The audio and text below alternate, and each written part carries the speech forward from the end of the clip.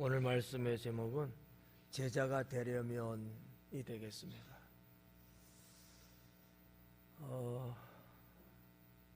읽은 본문 보니까 예수님께서 하신 말씀이 너희가 내 제자가 되려면 이러해야 된다 이렇게 말씀하고 있거든요. 여러분은 어떻게 주님의 제자하고 거리가 가까울까 멀까?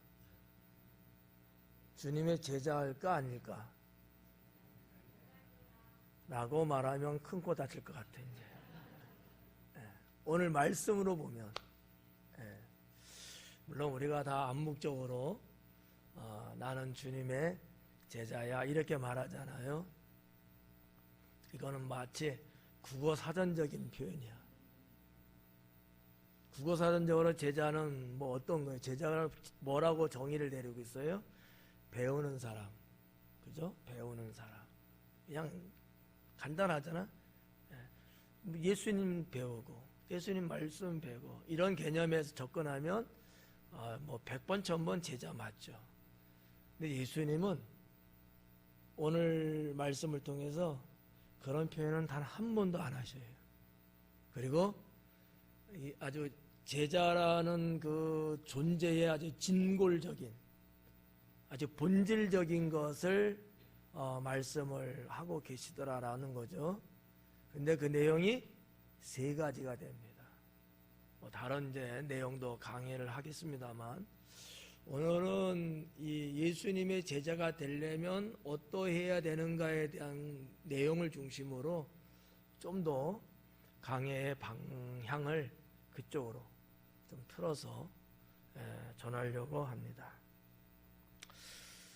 25절부터 볼까요? 수많은 무리가 함께 갈새 그래요. 수많은 무리가 함께 가고 있다라는 얘기죠. 예수님께서 돌이키사 이르시되 그래요. 두 개의 짧은 문장으로 하나를 구성하고 있는데 하나는 당시의 상황을 지금 설명하고 있어요. 수많은 무리가 그리고 함께 가고 있다.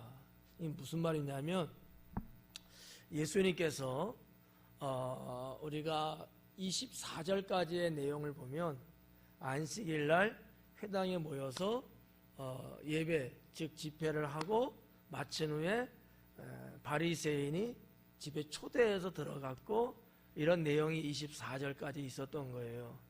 그 집에서 이제 나와 가지고 또 이동을 하시는 장면입니다. 이동을 하는 거예요. 어디로 가고 있을까요? 이렇게 물으면 제가 또 신뢰를 또 한 거죠. 지금 몇 주, 한 2달 정도를 제가 예수님의 행적에 대해서 말씀을 당연히 드렸죠. 당연히 까먹고 있죠. 예수님은 저 윗지방 어디? 갈릴리 지방서부터 움직이기 시작하셨죠. 어디를 향하여? 예루살렘을 향하여. 이렇게 우리 한국 사람은 힌트를 조금 줘야 뭔가 이렇게 좀 새싹이 돋아나듯이 생각이 아마 나는 것 같아요.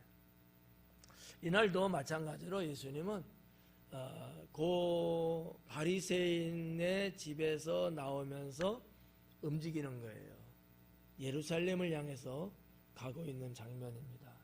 그런데 예수님과 12제자만 움직이는 게 아니었고 수많은 사람이 움직였다고 누가는 기록하고 있는 거죠. 그래서 말하는 수많은이라는 어떤 숫자적 개념은 뭐 어느 정도 뭐 이렇게 사람이 많이 있구나 이 정도는 아니고요. 훨씬 더 많은 무리에 대한 숫자적 개념의 단어를 사용하고 있다는 사실이죠.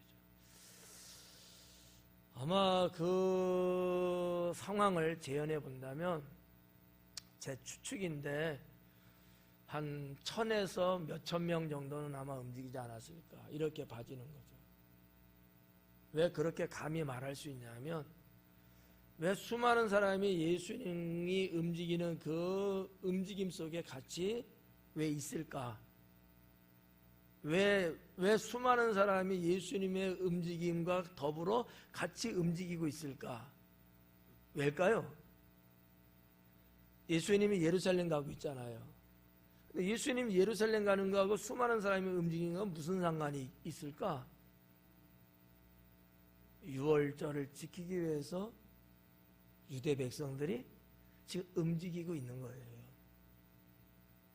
우리 예수님도 사역은 계속 하시지만 예수님의 예루살렘으로 떠나는 이 여정도 유월절 지키기 위해서 지금 떠나는 여정이거든요. 여기에 자연스럽게 섞인 거예요. 근데 유월절이라는 것이 뭐 몇 달 하는 게 아니잖아요.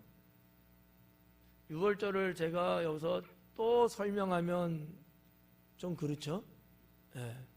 뭐 기본적인 건 여러분 뭐 다 안다고 그냥 뚱치고, 예. 근데 이 유월절에 대한 유대인들의 의식, 그들이 유월절이라는 것을 갖고 있는 삶의 어떤 분포도 이거는 절대적이고요. 이건 뭐 전부라고 해도 틀림없어요. 유대인들에게 있어서의 유월절은 인생의 전부예요. 그 정도로 대단한 것이다라는 거죠. 왜일까요? 유월절은 조상들이 애굽 종살이 하다가 하나님의 구원으로 나오게 된 사건의 모습이잖아요. 모든 초태생을 다 죽이는 이런 사건.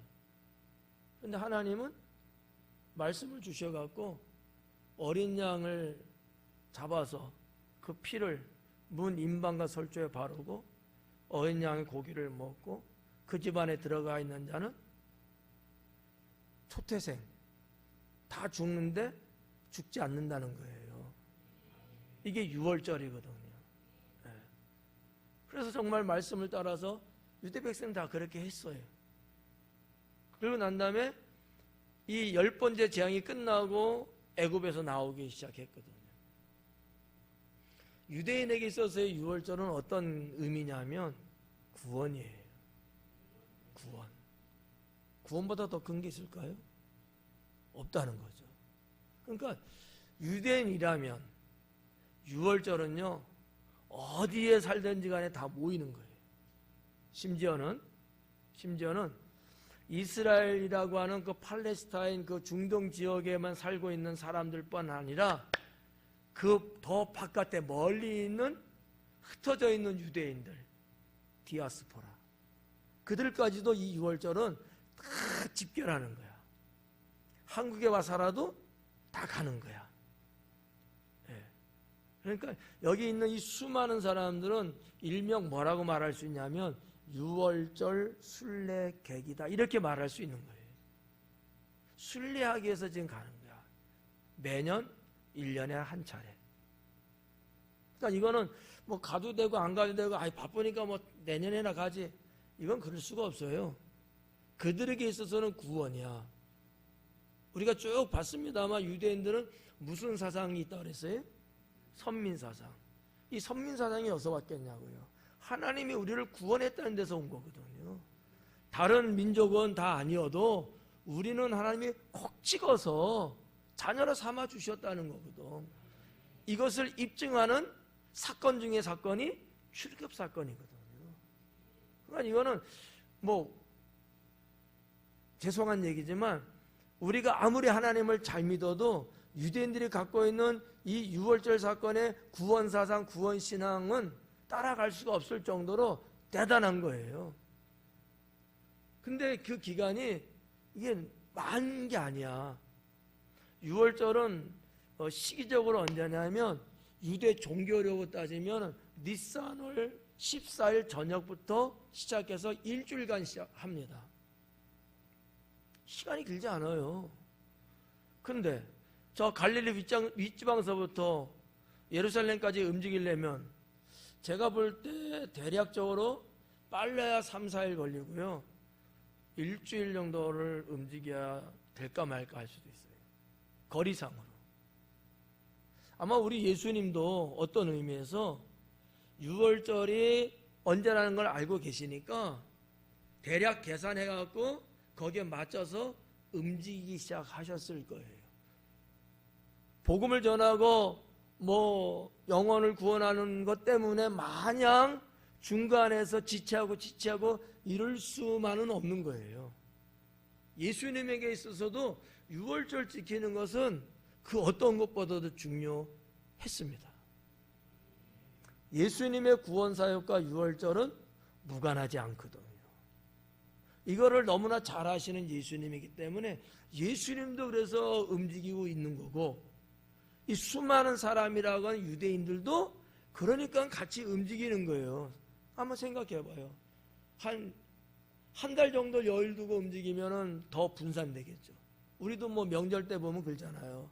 이제 설날이 오네. 네. 설날의 날짜가, 쉬는 날짜가 딱 3일밖에 없다, 이거 하고 한 일주일 된다 하고, 아무래도 그 모여서 움직이는 무리는 다 다르죠. 그렇게 생각하시면 되는 거죠. 그래서 많은 사람들이 한 1,000명 내외 정도, 아니면 수천 명에 이르기까지 많은 사람이 움직이는 거예요. 우리나라는 지금 이렇게 이동을 한다면은, 내가 서울을 가면은 서울 올라갈 수 있는 길, 방법이 한두 가지가 아닐 거 아니야. 이 길로도 가고 저 길로도 가고 다 분산해서 이렇게 갈 수 있잖아요. 그 당시에 위에서 예루살렘으로 들어가는 길은 그렇게 없었어요. 그냥 상인들이 늘 다녔던 길, 또 선조들이 그냥 다녔던 길, 일반 백성들이 평상시 다녔던 길, 이런 길이 한 2개 정도나 있을까? 그러나 그 중에서도 하나만이 상당히 고유적인 길이었다는 거죠. 그게 예루살렘을 통과해서, 여리고를 통과해서 들어가는 예루살렘 길이에요. 당연히 예수님도 그 길로 들어가셨죠. 왜 이 말씀 드린 줄 아세요? 들어가는 길, 예루살렘을 향해서 가는 길이 그렇게 없기 때문에 더 많은 사람이 모일 수밖에 없지 않았겠느냐라는 것을 설명하는 거예요. 여기서 수많은 무리라는 것을 그래서 이해할 수 있다고 하는 얘기죠. 그냥 배경적인 거예요. 예수님 사역하고 그렇게 크게 연결되는 건 없어요. 단지 이때의 주님의 움직이심에 대한 그 배경적인 것을 좀 아시면 그래도 좀 낫지 않을까. 네. 그죠? 아닌가? 목사는 이런 것 때문에 시간을 많이 할애하고 준비하는데. 네. 자, 그 내용이죠. 25절. 수많은 무리가 함께 갈새 예수님께서 돌이키사 이르시되, 그래요. 이게 무슨 얘기냐면, 저를 봐요. 자, 예수님이 제자들과 함께 지금 움직이는 겁니다. 방송실 나를 봐야 돼. 네. 카메라를 못 잡더라고. 네. 집중하지 않으면. 자, 가요. 가는 거야. 가다가 돌이키사 이러는 거예요. 그냥 가시는 거예요. 가시다가 어느 시점에 가서 돌이키사 26절의 말씀을 하기 시작하는 거예요. 이 돌이키사라는 건 이런 의미라는 거죠. 예수님께서 특별히 어떤 말씀을 콕 찍어서 하려고 할 때에 이 돌이키사라는 단어를 성경에서는 기록하고 있더라라는 얘기죠. 근데 이 26절부터 기록된 이 말씀이 너무나 중요한 말씀들이었고, 근데 왜 예수님은 이 말씀을 여기에서 하셨을까? 왜 이 타이밍에 하셨냐라고 하는 것도 우리가 한번 좀 생각해 볼 필요가 있지 않을까, 이렇게 생각합니다. 그게 이제 제자라고 하는 거하고 이제 상관이 있어요. 당시 예수님의 사역은 유명세입니다. 아이들보다도 더 대단했어요. 예. 정말 어린아이서부터 노인에 이르기까지 남녀노소를 불문하고 예수님에 대한 입소문은 엄청났습니다. 예, 폭발과 같았거든요. 그러니까 그 중에서도 특이한 어떤 사람들은 예수님이 제자가 되려고 하는 사람들도 꽤 있었다라는 사실이거든요. 예수님 입장에서는 제자가 된다니까 좋은 일일까 나쁜 일일까요? 그렇죠. 그건 여러분의 생각. 예수님의 생각은 아니었어요. 예수님에게 있어서의 제자는 12명만 필요했던 겁니다. 하나님이 기드원에 300명만 필요했듯이 많은 인원이 제자가 되어서 하는 것보다 예수님은 자기의 모든 것을 다 버리고 나를 쫓을 수 있었던 당시의 12명, 이게 완전수예요. 나머지 예수님 제자가 되고 싶어 했던 사람들, 그들은 적합하지 않았다고 예수님은 봤던 것 같아요. 그 내용이 오늘 읽은 본문에 빠짐없이 기록됐는데 그 가지수가 3가지가 됩니다. 그 부분을 이제 한번 보려고 합니다. 26절에 물은 내게 오는 자가, 물은 내게 오는 자가 있다는 얘기야. 이거 전제하에 지금 말씀하고 있는 겁니다.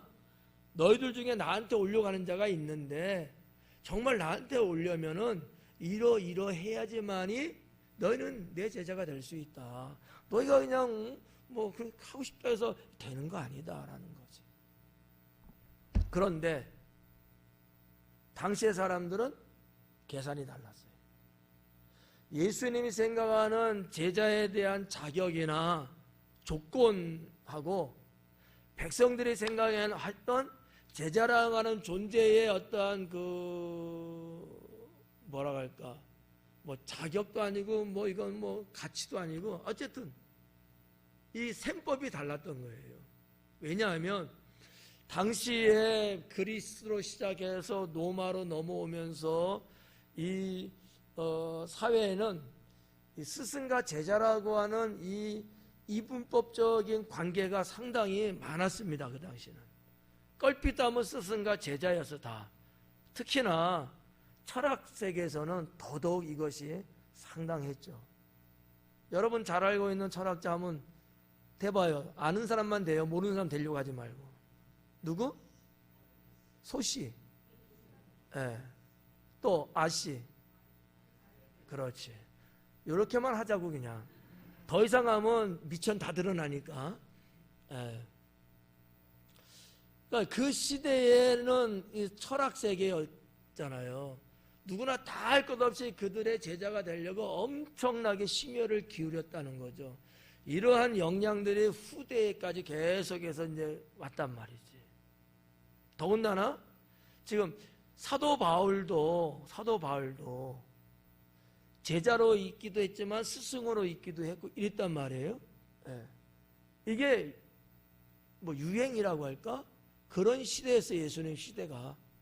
그러니까 너도 나도 할 것 없이 나 가서 배우려고 그래. 나 저 말이 참 마음에 들어. 나도 어떻게 가서 제자가 되면 안 될까? 이런 단순 논리로 접근하는 사람들이 대다수였다는 거예요. 더군다나 예수님은 일반 사람들의 무슨 뭐 좋은 말, 교훈 등등의 이런 정도가 아니고 이 예수라고 하는 이분은 능력을 행사하는 분이거든. 죽은 자도 살리고 귀신도 내쫓고 말이죠. 이거는 다른 스승들에게서 볼 수 없는 것들을 보여주고 있는 스승이란 말이에요. 야, 내가 저 나사렛 예수의 제자가 되면 나의 명함은 올라가는 거야. 그렇지 않겠어요? 그러니까 동서남북에서 예수님 제자가 되고 싶어하는 사람들이 우죽순처럼 많이 일어나고 있었어요. 이걸 예수님이 알고 계시는 거죠. 근데 정말 그들이 주님의 제자가 돼서 얼마나 유익이 될까? 예수님의 계산은 그게 아닌 거죠. 그들의 마음을 아는 거야. 내 제자가 되려고 하지만 정말 나를 위하고 하나님을 위한 제자가 아니고 자신들의 명성, 명예, 권력 등등의 그런 거가 상당히 치우쳐 있는 이런 것들을 예수님이 그들의 마음을 아시니까 어떻게 해야 돼요? 말려야지. 무조건 좋다고 다 웰컴이에요? 아니야. 뜯어 말려야 돼요. 이것이 그 시대의 상황이지 않았겠느냐라고 하는 거죠. 그래서 주님은 특단의 조치를 내리시는 거야. 그리고 이 말씀을 하고 계신 거예요. 자, 자기 부모, 내게 오고자 하는 자는 자기 부모, 처자가 뭔지 알죠? 아내와 자식이 처자예요. 예, 처자, 형제, 자매, 동기들이죠. 자, 다 뭐예요? 다 가족이야, 가족. 가족들 어떻게 하래요? 이 가족들을 미워하지 않으면 제자가 될 수 없대. 미워하래요. 이 미워하다는 단어가 미세오라는 단어로 되어 있거든요. 미세오. 같은 미씨네. 근데 미세오라는 단어가 갖고 있는 뜻이 크게 두 가지로 보면 하나는 증오하다, 하나는 싫어하다. 그러니까 미워한다라는 것은 좀 그래도 중간 정도 좀 있는 것 같아. 증오보다는 약하고 싫어하다는 것은 강하고.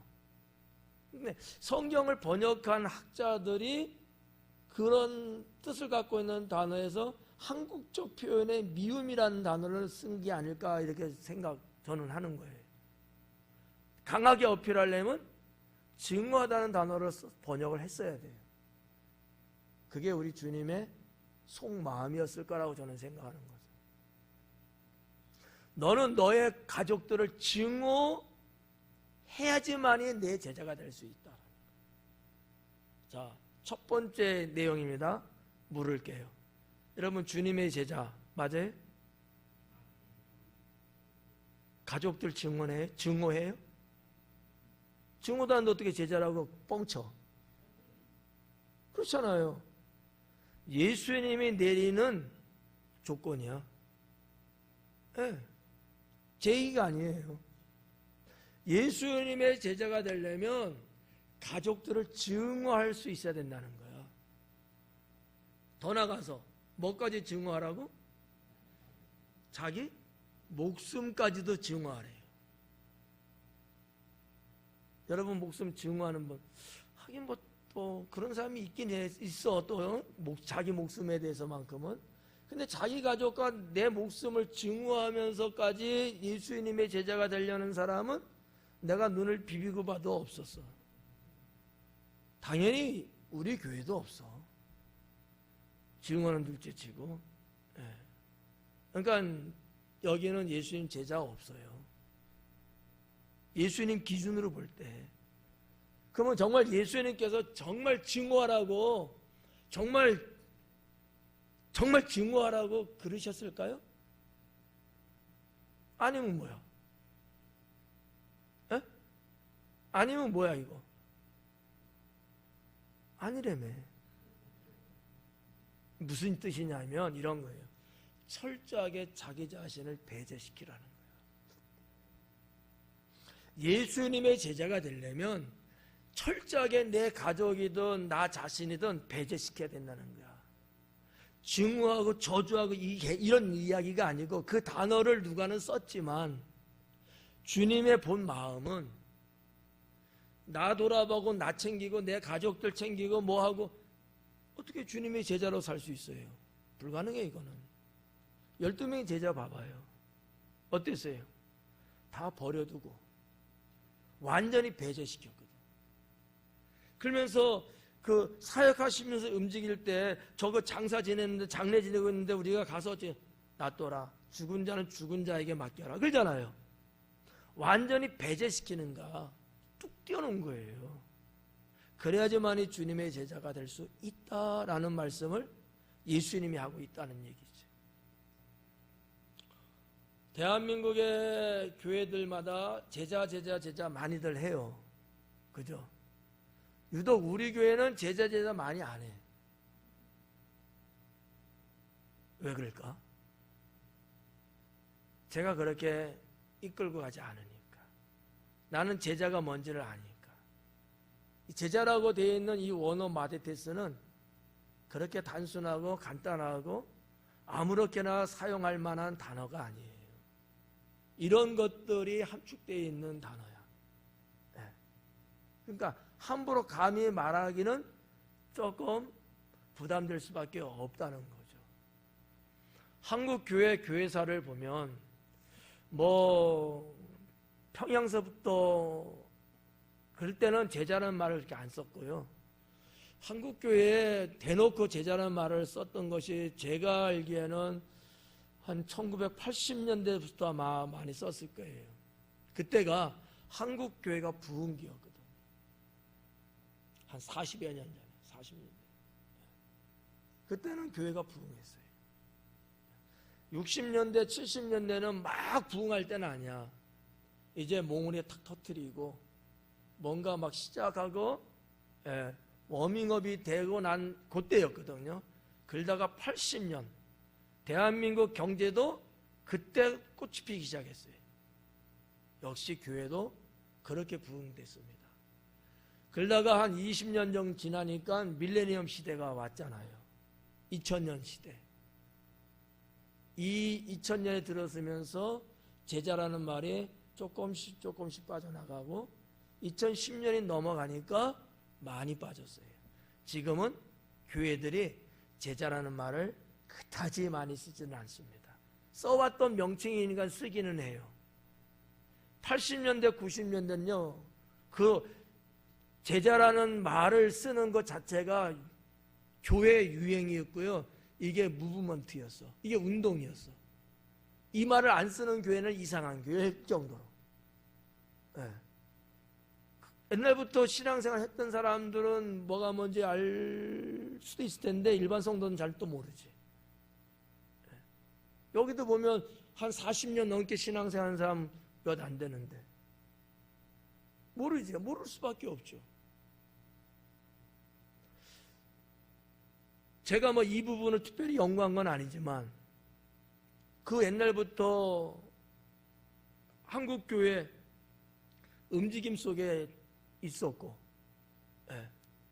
또 신학 공부를 할 때였고, 또 수없이 많이 출간된 서적들을 소장하고 있었고, 늘 보니까 알잖아요. 기독교 월간 잡지도 매달 구독해서 읽고, 세미나도 그렇고, 일반 신앙 서적도 그렇고, 제가 얼마 전에 말씀드렸잖아요. 2024년도 새롭게 시작하는 교회였기 때문에 나도 새롭게 시작하겠다는 그런 각오 속에서 소장하고 있던 책 한 1000여 권 정도, 1000권 정도 내외에 다 저기 고물상도 아니지, 폐지 쪽으로 내보냈어요. 너무 아까운 것들이죠. 왜? 그 책들이 1980년, 90년대 책들이거든요. 자, 아무튼 이렇게 제자라고 하는 것이 많이 유통된 것은 사실인데 정말 성경이 말하고 있는 그 제자로 흘러가지는 않았다라는 게 한국교회의 맹점이었습니다. 만약에 주님이 말씀하신 것처럼 그런 제자가 양육되고 육성돼서 오늘날 한국교회가 그 터 위에 세워졌다면은 한국교회는 이렇게까지 무너나지는 않았지 않았겠느냐라는 거예요. 무너난 게 뭘까요? 교회 바깥에 있는 사람들이 교회를 무시하고, 그죠? 인정을 안 하고. 옛날에는 교회가 우러러 봤어요. 지금은 하찮게 봅니다. 그 왜요? 너도 나도 다 제자라고 말하고 다 교회 다니고 다 재직이네 일꾼이 다 그러는데 가만히 보니까 삶의 모습은 그들에게 선한 영향이 없었던 거예요. 당연히 그들은 손가락질 할 수밖에 없었던 거죠. 이게 지금도 현재 진행형입니다. 나는 개인적으로 특히 연예인들이 방송에 나와서 자기들이 하나님을 믿는데 뭐 새벽 기도를 다니는데 뭘 하는데 그렇게 말은 하는데 또 나와서 또 다른 말을 또 해요. 술을 너무 많이 먹어가고 해장을 했는데 이런 말도 같이 병행해서 말을 하는 거야. 근데 여러분, 제대로 된 신앙을 갖고 있는 사람은 그렇게 살아요? 살 수가 없잖아요. 근데 세상 사람들이 볼 때는 그런 모습을 보면서 어떻게 생각하겠어요? 아니, 하나님 믿고 교회 뭐 직분이 뭐 그런데 교통사고가 나고 경찰관이 잡았는데 음주운전이야. 이런 것들이 일종의 세간에 알려지면 교회의 여러분 위상은 추락할 수밖에 없는 거죠. 나는 그래, 교회 다니고 믿는 건 좋아. 믿는 걸 내가 부정하고 싶지는 않은데 그런 이중 플레이 같은 거 제발 나와서 공적으로 좀 안 했으면 좋겠다. 혼자 뭐 뒷골목 가서 술을 먹든지 뭐 요종을 다니든지 다 좋아, 좋은데 내가 믿는 사람이 이렇게 했다, 이런 말은 제발 좀 안 하면 좋지 않을까, 그런 생각을 개인적으로 정말 연예인 중에서도 정말 신실한 분들은요 그렇게 안 살잖아요. 근데 또 이런 분들이요 교회 다니면서 또 간증한대요. 여러분들도 알잖아, 유튜브 이런 데 올라오는 것들 있잖아요. 간증한대요. 또 그 간증을 또 교회에서 좋다고 또 초청해서 또 봐요. 야, 이거 도대체 뭐가 뭔지, 이게 진리와 비진리가 너무 이게 혼합되어 있는 세상을 우리가 살고 있는 게 아닌가. 그러면 그런 연예인을 왜 불렀을까? 정말 신앙적인 것 보고 불렀을까? 인기 영합 때문에? 유명세 있는 사람이니까? 사람들 많이 오게 해갖고? 이런 부분도 그러면 계산하고 부른 것은 혹시 아닐까? 이게 과연 복음적인가? 기존의 교회는 얼마만큼 타격을 입을까, 그렇게 되면. 이런 등등을 좀 더 고심하고 기도하시면서 교회 프로그램을 해야지 너무 생각 없이 한 건 아닐까, 좀 이런 개인적인 생각도 좀 해봅니다. 자, 아무튼 제자라는 것 때문에 이제 여기까지 이제 말씀을 드렸는데, 제자를 당시에 유대인들도 그렇게 쉽게 본 거예요. 그것도 자기들의 이점이 있으니까. 근데 예수님의 관점은 뭐야? 그거 갖고는 안 되는 거예요. 그 첫 번째 말씀이 증오하라는 거야. 근데 정말 물리적으로 증오는 아니죠. 나의 개인적인 육신적인 것을 완전히 배제하라는가, 떼어내라는 거거든요. 이거 여러분이 구분하셔야 돼요. 그거하고 내 가족을 미워하는 거하고는 전혀 다른 개념입니다. 이거 구분 안 하면 안 돼요. 자, 그 다음에 27절 한번 볼까요? 누구든지 자기 십자가를 지고 나를 따르지 않는 자도 능히 내 제자가 되지 못하리라. 두 번째입니다. 뭐죠?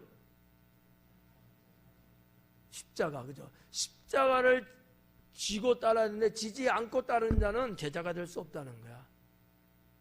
십자가를 지는 자만이 제자가 될 수 있다는 거예요. 이 십자가를 진다, 뭐 제 십자가다, 자기 십자가다, 뭐 십자가에 대해서 교회 안에서들 말들을 많이 하잖아요. 그래서 어떤 분은 뭐 그 십자가는 사명을 말하는 거다, 뭐 십자가는 뭐를 말하는, 여러 가지 말들을 하는데 뭐 맞을 수도 있죠. 근데 틀리기도 해요. 십자가가 뭔지 정말 모르고 있는 거야, 그분들은. 여러분, 십자가를 지고 쫓으래요. 이 지고라는 단어로 번역된 이 단어는 뭐를 말하냐? 짊어지다라는 동사를 번역해낸 거거든요. 짊어지는 거예요. 누가 짊어졌죠, 십자가를? 예수님께서. 예수님께서는 십자가에 달려 죽는 거야. 내가 달려줄 그 십자가를 내가 친히 짊어지고 가셨단 말이에요. 그거를 말하는 거예요. 십자가가 뭐예요? 죽음의 형태이거든요. 죽음을 말하는 거야. 죽음을 갖고 나를 따르는 자가 제자가 된다는 거지. 죽음을 갖고. 예? 사직생이야. 죽고자 하는 자는 살 것이요. 주님을 따르려고 하는 정도라면 자기를 철저하게 죽여야 되는 거예요. 그러지 않고서는 따르는 건 될 수 있는데 주님의 제자가 될 수는 없는 거예요. 주님을 믿는 건 돼요. 일꾼도 돼요. 사명자도 됩니다. 그런데 예수님이 말씀하는 제자는 아닌 거예요. 구분 가죠. 예. 이제 여러분 어떻게 하실래요? 제자라는 말 함부로 해도 될까? 아니죠. 해도 돼. 해도 되는데 주님이 말씀하는 게 뭔가 이 진이, 이 근본적인 게 뭔가를 알고 그런 신앙을 갖고 내가 가면 제자라는 말을 써도 무방해요. 뭣도 모르고 아무것도 모르고 그냥 나 주님, 예수님 제자다 이렇게 말하면 안 되지 않느냐라는 거지. 뭐 우리 성도님들도 그렇게 생각하는 사람 있을까? 나 우리 목사님 제자야. 이렇게 보는 분들 분명히 있을 거야. 제발 참아줘. 저의 제자라는 말을 하려면 조건이 있어요. 다른 조건은 아니야. 내가 뭐 예수님이건 그런 조건은 아니에요. 내 신앙을 같은 신앙을 가져야 돼. 그렇잖아요. 이게 제자의 개념이에요. 제자는 스승이 갖고 있는 사상을 닮아가는 게 제자거든요. 또 하나, 스승의 그 사상에 의해서 이루고자 하는 뜻이 있잖아요. 그 뜻을 물려받아서 내가 이루어가는 게 그게 제자예요. 네, 국어사전적인 거 말고 의미적인 거로 접근하면 그 두 가지예요. 스승을 닮은 거, 스승이 추구하고 스승이 이루려고 하는 그것을 목표를 내가 이루어 나가는 거, 이게 제자라는 거지. 네. 그러니까 자, 성도님들의 목사님의 제자 이야기 하려면 목사님들의 그 신앙을 전수해야 돼요. 맞잖아요. 그리고 목사님이 이루려는 하나님의 그 선한 뜻을 똑같이 이루려고 물려받아야 돼요. 그 정도면 제자라고 말할 수 있죠. 근데 예수님은 높아. 그래서 제가 여러분에게 이 본질은 흐트러뜨리지 않으면서 예수님이 뭐를 말씀하고자 하는 그 진리를 여러분에게 소개해 드리는 거예요. 예수님 제자 되려면 주변에 우스리 같은 거 다 배제해야 된다. 심지어는 내 목숨까지도 내가 철저하게 배제시켜야 된다. 그거 챙기고 그거 어떻게 하려고 그러면 제자가 될 수 없다. 그렇잖아요. 우리 뭐 디모데서도 여러분 봐서 알지만 좋은 병사는 뭐래요? 자기 생활에 얽매이지 않는다잖아요. 일개 여러분 국가의 군인들도 그래요. 하나님 나라의 병사, 주님의 용사, 주님의 제자. 따르다가 주님 잠깐요. 저 집에 갔다 올게요. 저 둘째가 결혼한대요. 하고 올게요. 이거 아니라는 거야. 전적으로 그냥 다 놓고 또 따르는 거잖아요. 이것만이 제자인 거예요. 이것만이. 그래서 목회자와 성도는 엄연히 구별 가는 거예요. 용서하고 들으세요. 성도들이 아무리 잘하고 날고 뛴다 해도 목회자가 자기 모든 삶을 다 포기하고 주의 종으로 가는 거하고는 결이 다르다. 부정하고 싶어요? 아니죠. 네. 그거예요. 그렇지만 성도님들 중에서도 정말 그렇게 살기를 원하면 그런 분들이 있어요. 네, 평신도 중에서도 가능하죠. 근데 이게 어디 쉬운 일이냐라는 거죠. 네. 자, 오늘 말씀은 예수님의 제자라고 하는 이 의미, 이 본질적 의미를 우리가 알고 가는 게 중요한 거예요. 네, 아셨죠? 그리고 지금 당장은 이 수준에는 내가 못 미쳐도 이것을 이 신앙의 이상으로 놓고 우리가 날마다 조금씩 닮아가고 이루어 가려고 하는 이게 필요한 거죠. 이것이 사도 바울이 말한 빌립보서에 나오는 내용이거든요. 또 디모데서에 나오는 거예요. 나의 달려갈 길 다 달려간다는 거. 그래서 이런 등등의 내용들을 우리가 종합해 봤을 때에 자, 제자라는 것은 분명히 필요해요. 이 마데테스라고 하는 이 단어는 그런 의미를 갖고 있는 단어야. 국어사전적으로 보지 말고요. 국어사전적으로는 배우는 사람이 제자입니다. 닮아가는 사람이 제자예요. 이건 국어사전적이고 이건 말고 성경적으로 접근해 가면 오늘 예수님이 하신 말씀이 맞습니다. 그래서 여기 두 번째 내용도 자기 십자가를 지고 나를 따르지 않는 자도 능히 내 제자가 되지 못하리라. 내 제자가 정말 되려면 너 십자가 지고 네 목숨 내놓고 따라라. 네 목숨 내놓고. 그 고대 역사 전쟁사 같은 걸 이렇게 보니까 말이죠. 그 세계적인 전쟁사가 이렇게 막 책들로 많이 있잖아요. 그런 걸 쭉 전쟁사를 읽어보면 일개 졸개 병사인데 불구하고 국가와 민족이나 적게는 자기 가정을 지키기 위해서 자기 목숨을 초계처럼 내놓는 스토리들이 많더라고요. 그렇지 않아요?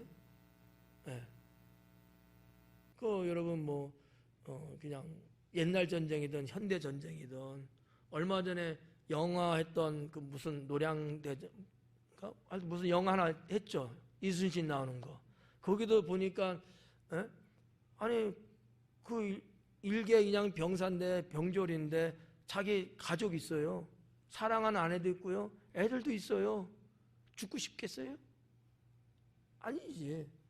하지만 이순신이라고는 장군을 앞세우고 나라를 지키겠다고 다 떼어놓고 거기에 참전해서 그 배 피 터지는 배 위에서 싸우고 있더라는 거야. 그냥 한낱 영화지만 그 영화를 보면서 그 장면 하나를 보면서 교훈을 얻는 거지. 저게 제자구나. 저게 제자구나. 누가 싸우러 갈까 안 갈 거야? 그 이순신도 그런 얘기예요. 돌아갈 사람 돌아가라. 아무도 안 돌아가더라고. 자기 패밀리가 있는데도 불구하고. 뭐 다 연세 드신 노인이 아니에요.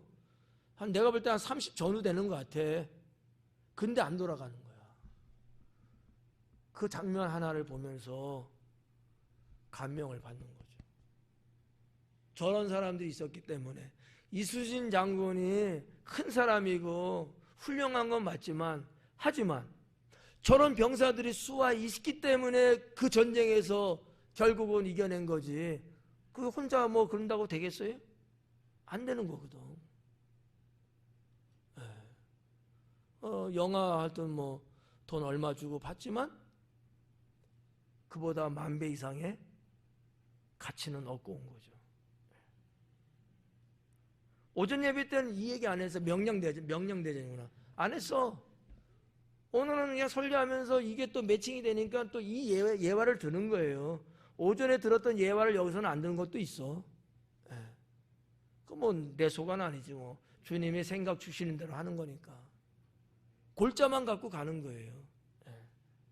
자, 아무튼 여기 지금 보면 27절까지 이렇게 볼 수 있고요. 28절에 보니까 28절부터 32절까지는 예수님이 거기에 대한 비유의 말씀을 두 가지 들고 있다는 사실이죠.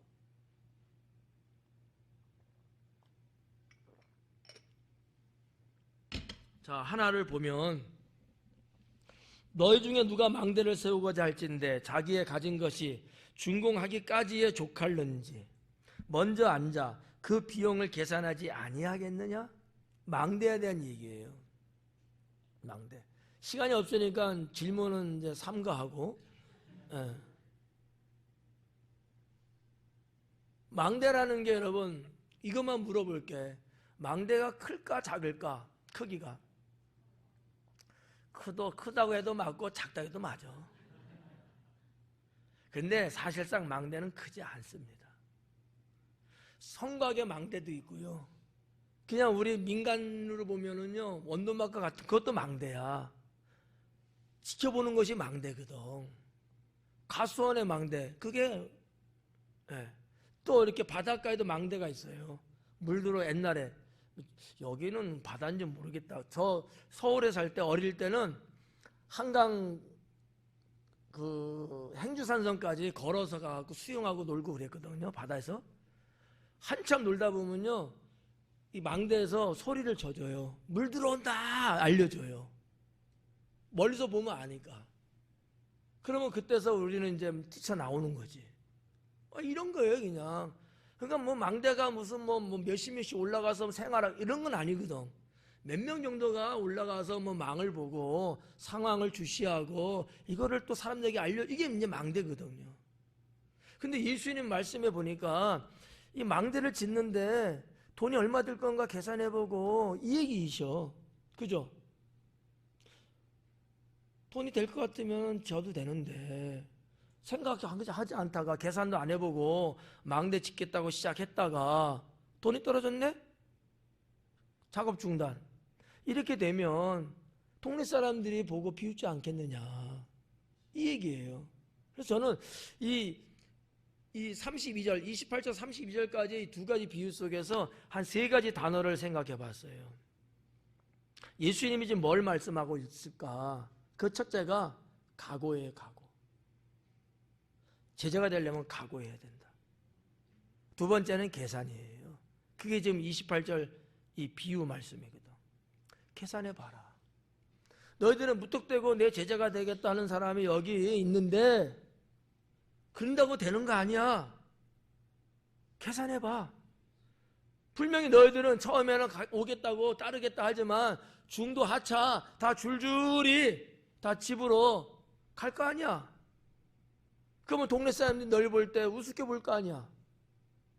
어떻게 보면 이런 것일 수 있어요. 내 제자가 되려면 그러면 안 돼. 처음부터 끝까지 같이 가는 거거든요. 중도에 그만두는 거지. 이 망대 중공에 대한 비유가 바로 그런 거거든요. 생각해봐, 계산해봐 이거예요. 세 번째는 뭐냐면 지혜예요. 29절에 봐봐요. 그렇게 아니하여 그 기초만 쌓고 능히 이루어지지 못하면 보는 자가 다 비웃어 이르되 이 사람이 공사를 시작하고 능히 이루지 못하였다 하리라. 창피한 거지. 망신인 거 이거는요. 이런 사람 보고 뭐라 그래요? 미련한 사람이라는 거죠. 똑똑하지 못한 거예요. 근데 그 뒤에 보니까 31절 또 어떤 임금이 다른 임금과 싸우러 갈 때에 먼저 앉아 1만 명으로서 저 2만 명을 거느리고 오는 자를 대적할 수 있을까 헤아리지 아니하겠느냐. 전쟁에 대한 이야기예요. 어느 왕이 10,000명을 데리고 있는데 군사를 우리 진영에 쳐들어오는 저 적군을 보니까 2만 명이야. 여러분 같으면 어떻게 하셔야 돼요? 싸워야 돼 말아야 돼? 에? 싸워야 돼 말아야 돼? 싸워야 돼요? 뒤지려고? 다 죽어요. 뭐 여러분이 무슨 영화 본 것 같은데 300명 용사 이런 거 착각하면 안 돼요. 예수님 말씀은 뭐야? 10,000명인데 2만 명 이게 상대가 되냐 이거야. 결국 죽어야 몰살해요. 어떻게 하라는 거죠? 화친을 맺으라는 거예요. 사신을 보내서 싸우지 말고 평화롭게 해서 생명을 보존하는 게 지혜로운 게 아니겠느냐 이 얘기거든요. 지혜에 대한 말씀이에요. 지혜에 대한 말씀. 그러면서 뭐라고 하셨어요? 33절에 이와 같이 너희 중에 누구든지 자기의 모든 소유를 버리지 아니하면 능히 내 제자가 되지 못하리라. 세 번째입니다. 뭐에 대한 거죠? 소유예요. 내가 갖고 있는 소유야. 뭐 가족은 사람은 앞에서 했으니까 그렇고 여기서 말하는 소유는 뭐를 말하는 거예요? 그러면 물질, 재물, 돈. 이 소유물이야. 그거 어떻게 하래? 버리래. 예수님은 버리고 쫓으래요. 나는 아니야. 가지고 와.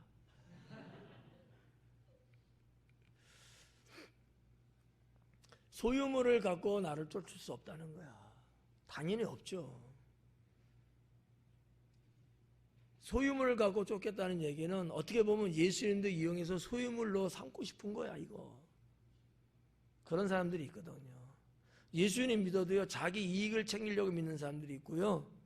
시작은 그러진 않았지만 믿는 과정 속에서 자기의 이익을 챙기려고 하는 사람들도 교회 안에 있어요. 하나님 나라 합당하지 않죠. 이건 신앙이 아니죠. 이건 비즈니스에 그렇게 되면. 그렇잖아요. 여러분, 하나님 믿는 거 비즈니스로 해요? 저 목회 비즈니스로 할까요? 그럼 여러분 쳐다보지도 않아요. 나올 게 없잖아. 계약 안 해. 그러니까 신앙은 비즈니스 아니잖아요. 영적인 문제 아닙니까? 예수님은 너희가 내 제자가 되려면 너희가 갖고 있는 소유 다 내려놓고 버리고 나를 쫓으라는 겁니다. 물론 12명의 제자는 그랬어요. 이게 본질이에요. 그런데 지금 따르겠다고 하는 사람들 대상을 생각하고 하시는 말씀이야. 예수님은 사실은 끊어놓고 싶은 거야. 끊어놓고 싶은 거야. 제자 되지 마, 이거야. 그래서 극단적인 표현을 했는지는 모르지만 그렇진 않아요. 왜? 지금 제자 12명도 이 길을 걷고 있기 때문이죠. 그렇다면 제자의 본질은 바로 이것이다라는 거죠. 이것이다. 물질에 매여 있는 사람은 제자로 살지 못합니다. 물질에 속박되어 있는 사람은 제자로서의 역할을 못해요. 할 수가 없어요. 돈 생각이 자꾸 나거든. 가룟 유다 봐봐요. 그가 사람이 나빠서요? 아니에요. 미련해서요? 아니에요. 물질에서 자유함을 못 얻은 거예요. 가룟 유다는요, 똑똑한 사람이에요. 명철한 사람이라고 그랬어요. 박식한 사람이 많이 배운 사람입니다. 그런데 물질에 졌어요. 예수님은 제자가 돼서 예수님 따르면 그것만 하면 되는데 물질이 어느 날 마음에 훅 들어온 거예요. 이걸 떨쳐버렸어야 되는데 못한 거예요. 오늘날 우리들 중에 누가 가룟 유다를 향해서 돌을 던질 수 있는 사람이 있겠어요? 나는 없다고 봐요. 그렇잖아요. 그래서 예수님이 뭐라 그래, 가룟 유다에서? 차라리 나지 않았으면 좋을 뻔했다. 그 정도로. 무슨 얘기냐면 하나님 나라에 합당하지 않다는 얘기예요. 우리도 마찬가지입니다. 비단 제자라고 하는 그 아주 적은 범주에 있는 존재만이 아니고 하나님 믿는다고 하는, 믿음으로 살겠다고 하는 이와 같은 우리들도 포함돼서 물질로부터 자유함을 갖지 못하면 올바른 신앙생활을 할 수 없습니다.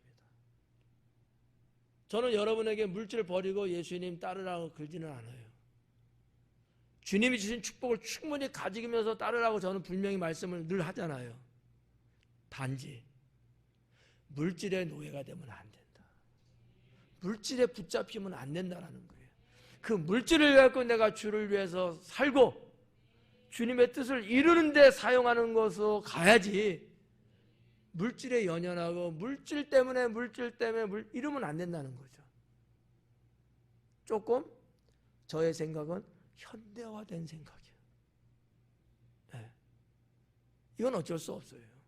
왜? 우리는 어차피 제자는 아니야. 저만 제자야. 나는 다 버리고 가는 사람이니까. 근데 여러분에게 이걸 욕을 제가 할 수 있어요? 아니거든요. 여러분은 주님의 일꾼으로 사명자로 그냥 어떻게 보면 준 제자 정도로서 하나님 위해서 살고 있는 거예요.